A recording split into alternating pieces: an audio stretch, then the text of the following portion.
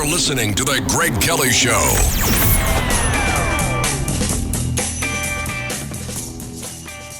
If you want law and order, if you want safety, the clear choice would be Lee Zeldin over Kathy Hochul. Man, oh man, oh man. Now, Kathy Hochul, she stirred up that situation where that nut job goes to the park, and she actually invited her supporters. She said, go see Lee Zeldin's event. Go to it. That's mischief. That's asking for trouble, obviously. Why would you do that? Why aren't we making a bigger deal out of that? I'm going to make a big deal out of it. I mean, Lee Zeldin was almost stabbed to death, and nobody seems to care. Although, you know what? Again, you cannot keep a good man down, and you can't keep a wild story under wraps. I know the mainstream media and a lot of folks are trying to look the other way and trying to protect Kathy Hochul. No. Every time AOC gets her feelings hurt, gets bent out of shape. You notice it's national news for 3 days. You know, we have to evaluate her feelings, and then some Republican congressman has to apologize. She makes a federal case out of everything. This is a legitimate federal case, though. The attempted assassination of a congressman is a big, big, big deal. And there's somebody somewhere in the Justice Department who said, you know what? Did you guys actually release that dude from jail? No, that's not going to work. Lock him up. So the guy who went after Zeldin, I believe, is in jail right now, even though the authorities let him go. The state authorities let him go in 15 minutes. Lee Zeldin is a Republican running for governor. And after you look at what we've been through for the past 2 years, what we're going through right now, if Kathy Hochul were to win, I mean, is the electorate that out of it?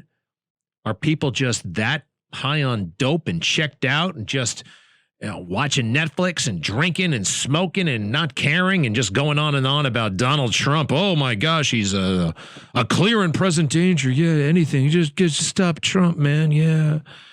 I don't think New York is like that. I lived upstate.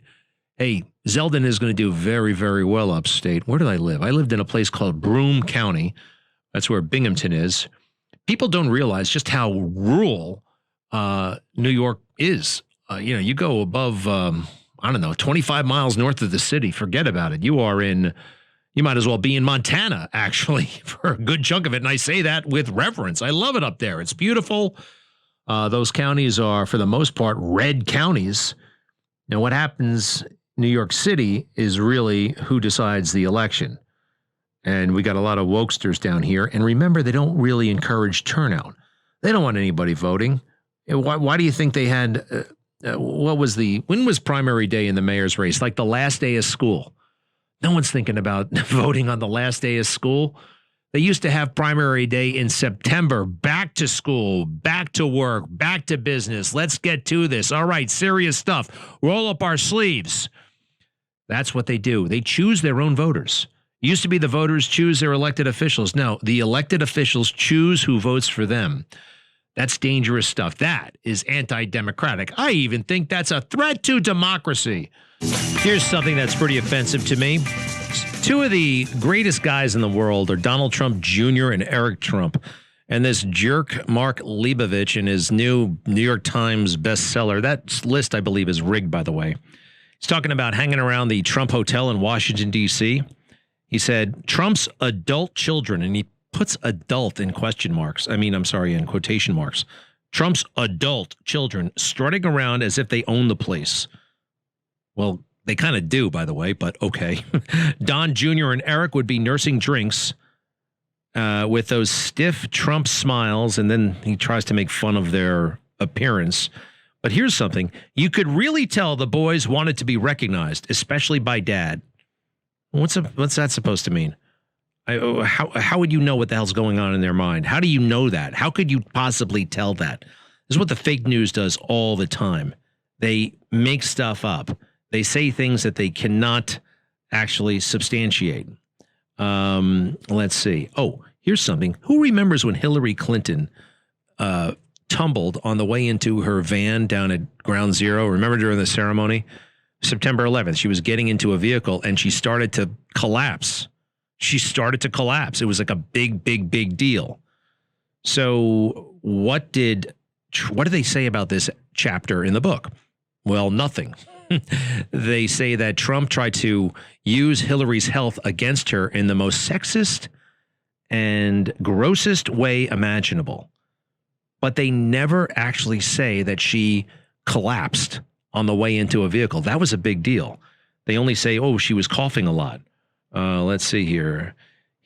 He had been suggesting for weeks that Clinton was not well physically, a conceit stoked by a Greek chorus on the internet and a few well-placed medical experts on Fox News.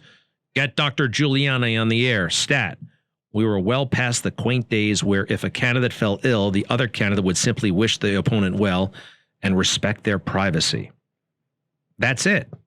Let's see here. At a speech in Cleveland a few weeks earlier, Clinton unleashed a few coughs between sentences, which soon degenerated into a full-on gagging fit. Clinton tried to continue her remarks gamely, if not wisely. She was unable to choke out any words for several seconds. She popped lozenges and gulped water. You could sense dread in the crowd and seeing cringing eyes among the Clinton staff over what would become of this moment. This is your brain on Trump. The episode was all over TV that afternoon and inspired a screaming Drudge headline about Clinton's violent coughing fit. She was much better now and had resumed a full schedule, but it was clear Clinton did not share the buoyancy of her staff or even the certainty of the experts. All right, so, I mean, how can you talk about her coughing fit? If you're going to talk about the health issue that he made, it was a legitimate issue. Isn't the health of a candidate kind of legitimate? And it wasn't that she coughed. It was that she collapsed. No mention of it in the book. I find that pretty amazing. And this is a New York Times bestseller. Let's see here. He misquotes. Who remembers when Donald Trump, Marco Rubio, made fun of his hands? You know, he hit my hands. And let me tell you, he said that because my hands are small, then something else is probably small. Let me tell you, there's no problem. Okay, there's no problem. Meaning that he has no problem in the,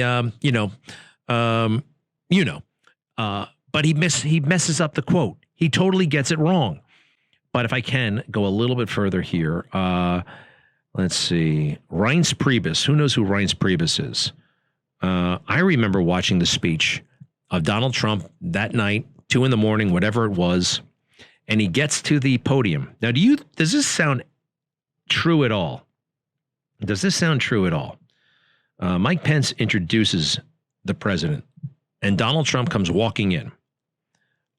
Trump stared out at the crowd as if he were in a trance and absorbed his altered reality like initial drips of anesthesia. His existence had changed irreparably, and so had ours. Wait a second. Stared out at the crowd as if he were in a trance and absorbed his altered reality like initial drips of anesthesia? Well, I watched the speech, and he's totally fine. It's just like the same old Trump. We've seen him a million times. And then he gets up there, and I remember this. He invites Reince Priebus to the podium. Reince, come on up here. Thank you, man. You did so much. You were great. You were absolutely great. Well, the writer here says that this is all an effort to humiliate Reince Priebus, which it's not. I saw it. It was a beautiful moment. Trump ordered Priebus up to the microphone. Reince shook his head, but Trump insisted, and Priebus did as he was told. This was classic Trump, a bizarre, spontaneous gesture that carried the added benefit of debasing someone. How does this debase him? I'm going to show it tonight. It was an amazing moment. After Priebus arrived at the lectern, Trump added a final humiliating touch and made him speak. Say a few words, Reince. Again, he messes up the quote. Priebus's eyes bulged as Trump shoved him to the microphone. I mean, it's kind of going to be amazing because I'm going to show you this. His eyes don't bulge. It's the opposite. He's having a glorious moment. Trump didn't shove anybody. Then he says, ladies and gentlemen, the next president of the United States, Priebus managed to say. Thank you. It's been an honor, he added. His words were mildly slurred. Understandable given what Reince had been through. Priebus coughed out a few God blesses and thank gods before fleeing the mic as if it were in flames. You're listening to The Greg Kelly Show.